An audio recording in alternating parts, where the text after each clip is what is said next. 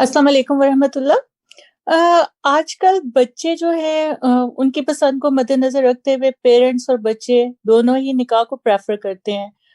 اب نکاح کے وقت کیا پیرنٹس یہ شرط رکھ سکتے ہیں کہ جب تک بچے یعنی وہ اپنے آپ کو پڑھائی نہ ختم کر لے اور ذمہ داری اٹھانے کے قابل نہ ہو جائیں تو جیسا کہ سوسائٹی کا نارم ہے یا معروف ہے اس کے مطابق اعلانیہ رخصتی سے پہلے وہ اپنے نکاح کو کانسومیٹ نہیں کر سکتے، کیونکہ یہ آج کل یعنی اس میں بہت خرابی پیدا ہو رہی ہے، ابارشن ریٹ اس سے ہائی ہو رہے ہیں۔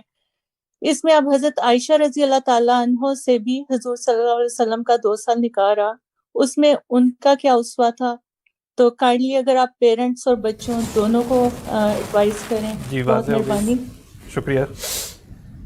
دونوں کے لیے یہ عرض ہے کہ اگر آدمی کا یہ حال ہے کہ وہ جو روایت عام طور پر سوسائٹی کے اس کی پیروی نہیں کر سکتا تو یہ پابندی اللہ نے تو نہیں لگائی، اعلان کیجئے اور بیوی کو گھر لے آئیے، یا اعلان کر دیجئے کہ میں اب اس بیوی کے ساتھ ہر طرح کے معاملات کر رہا ہوں۔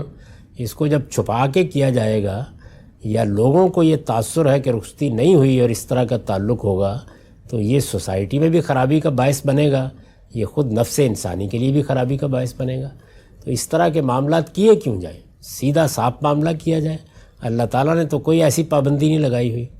باقی رہ گئی یہ بات کہ آپ کو مجبوری ہے، آپ نے پہلے سے کوئی طے کر لیا، نکاح ہو گیا یا اور اس طرح کا کوئی معاملہ ہو گیا ہے، اس میں اگر فرض کر لیجئے، یعنی اصولاً تو یہی کرنا چاہیے جو میں نے عرض کیا، فرض کیجئے کوئی تعلق پیدا ہوا ہے، وہ بالکل جائز تعلق ہے، اس پر کوئی اعتراض نہیں کیا جا سکتا، دینی لحاظ سے اس پر کوئی مواخذہ نہیں ہے۔